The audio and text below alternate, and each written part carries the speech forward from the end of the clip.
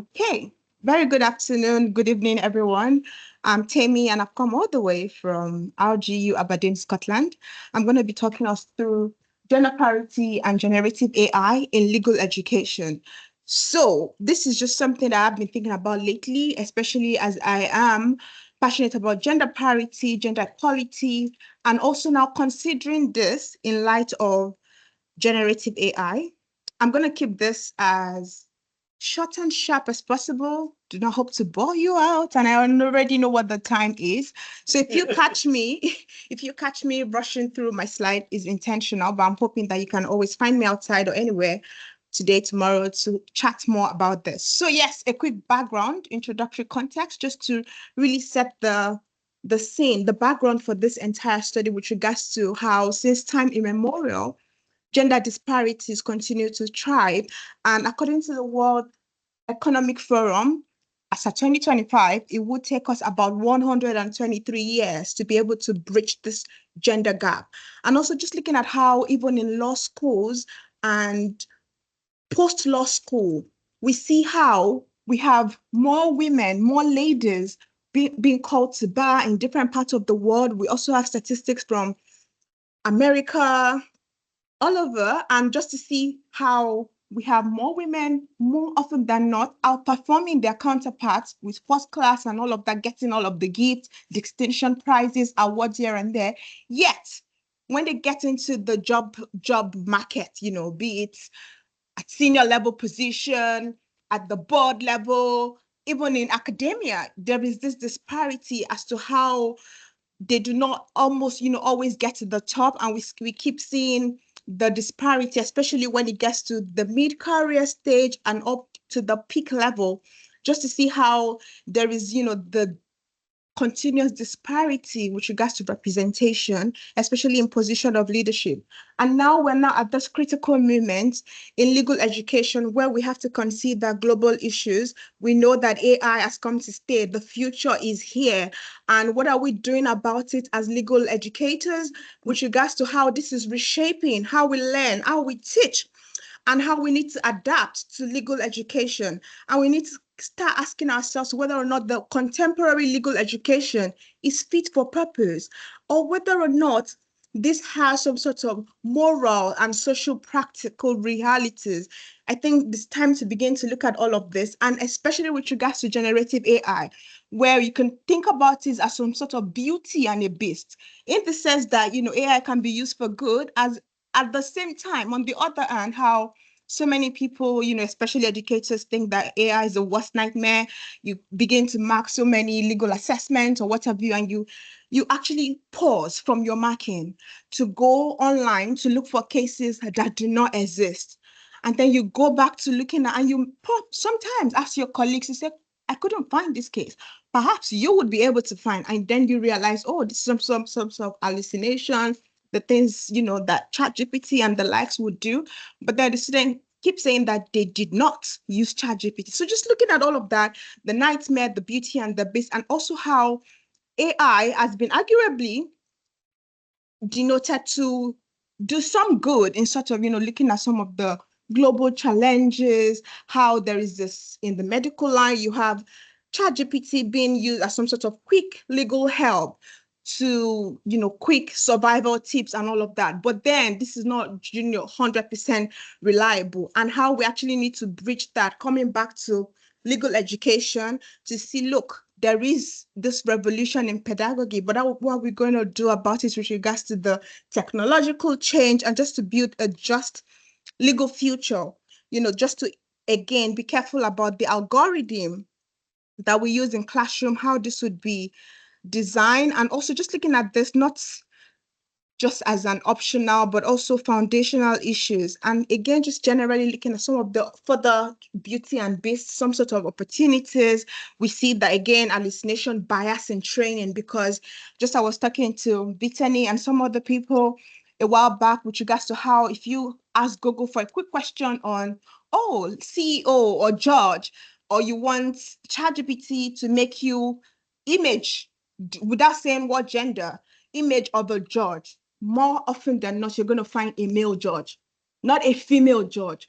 but a male judge. And you begin to think about all of this. Oh, okay, what's going on here? So again, just looking at just a quick search of CEO is as though this is, a gender specific type of role. So just looking at all of this, there are some good, I told you good and bad, with democratizing access to legal education, accessibility to legal resources, especially in some parts of the world where some sort of access seems bad for some kind of people. Again, looking at this with regards to democratization and also balancing this with the inherent discrimination and bias and navigating the ethical implication as well. So again, like I've stated, these are some statistics with regards to the underrepresentation, and despite the shift with regards to how women come into the law school, social, legal, again, MBA, law and business and all of that are performing, yet do not make it to the top in their legal career, and also addressing the workplace culture with regards to work-life balance. You see how AI-powered tools can help things such as remote working, flexibility, and also virtual mentorship with regards to how, again, the power weaponizing AI for good in this regard. There's also been some studies with regards to how the gender bias continues to perpetuate into, again, garbage in, garbage out. If you say that the world is a global village, looking at AI, but then who are the who are the people behind the, AI training and all of that? Do we have equal representation, perhaps, with regards to training this data? All of this goes a long way into, again, garbage in, garbage out. What you give in is what you take out. And thinking out loud, just pausing to say, look, are we expecting too much now? Because we've seen the good and the bad. But are we doing maybe a little too much, relying on AI to just really help us transform the world and change everything?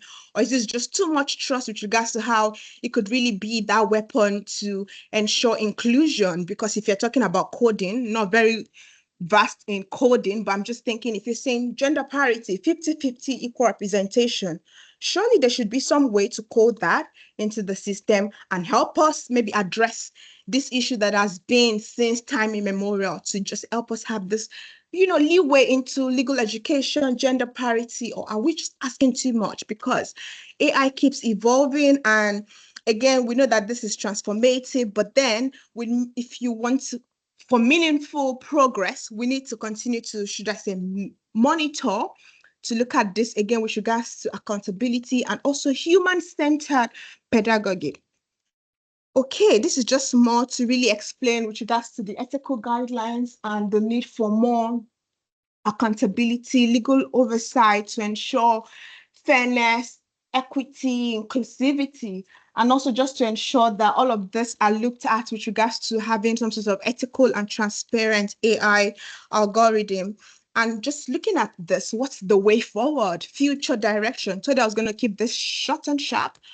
So again, just looking at this with regards to gender parity, tech, and leadership, what's the way forward? What are we doing about all of this? So again, developing targeted programs to transition into the female majority.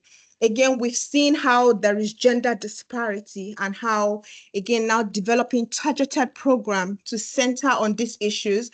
Again, mentorship program, gender balanced AI training, data sets for legal application, and also the hybrid learning models.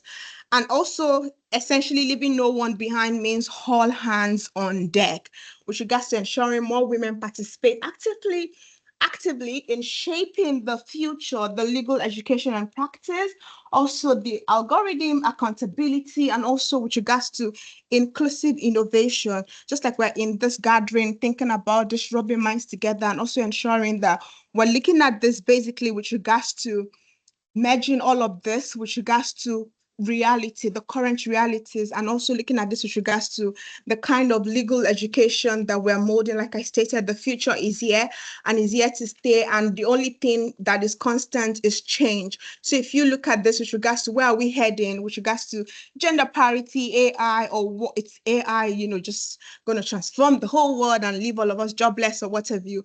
But again, with regards to human-centered pedagogy, how are we interpreting this reality, starting from the very classroom to say we acknowledge the reality of disparities, but how are we looking at this to ensure that it's not being heightened by AI, but rather using AI as a change, as a tool with regards to algorithm training, and also just being conscious about this, talking more about this, and ensuring that no gender is left out in this whole conversation.